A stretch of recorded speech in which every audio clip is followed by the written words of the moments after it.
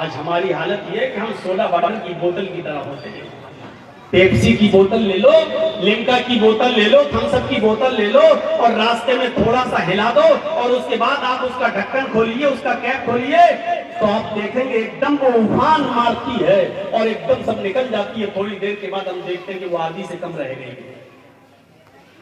ہم نے تھوڑا سا کیا ہلایا کہ تھمس اپ اور لیمکا کی بوتل کا ڈھکن کھولا تو آدھی سے زیادہ، یعنی وہ اپنے آپ کو آدھی سے زیادہ برباد کر لیتی ہے. ہم تھوڑی سی باتوں پر کبیرہ خاطر ہو جاتے ہیں.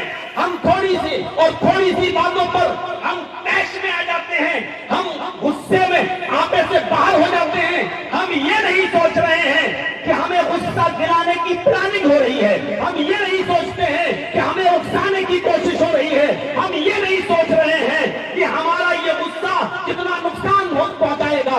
ایسے موقع پر جب آپ کو غصہ آئے تو مدینے والے کو یاد کر لیا کرو کہ جناب محمد رسول اللہ صلی اللہ علیہ وسلم نے غصے پر ہمیں کنٹرول کرنا کیسے سکھایا. پوچھا اللہ کے نبی نے تم جانتے ہو بہادر کون ہے؟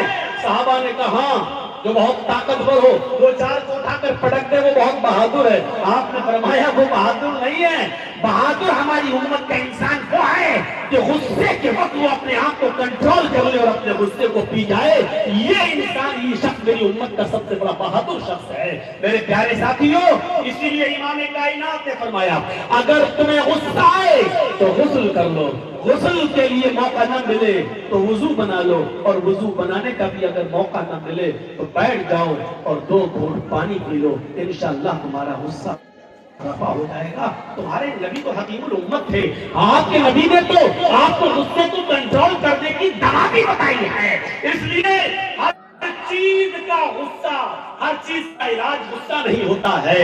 کچھ نرم ہو تو یہ مٹی بڑی زرخیز ہے. ساتھی ہمیں سیکھنا چاہیے. یاد رکھنا سخت زمین کبھی اناج پیدا نہیں کرتی ہے.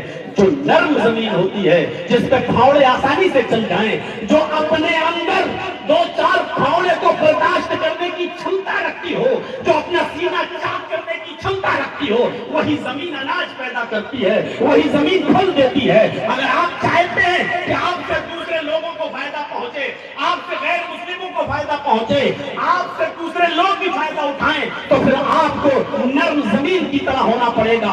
آپ کو کچھ باتیں برداشت بھی کرنا ہوگا، آپ کو غصہ بھی کنٹرول کرنا ہوگا.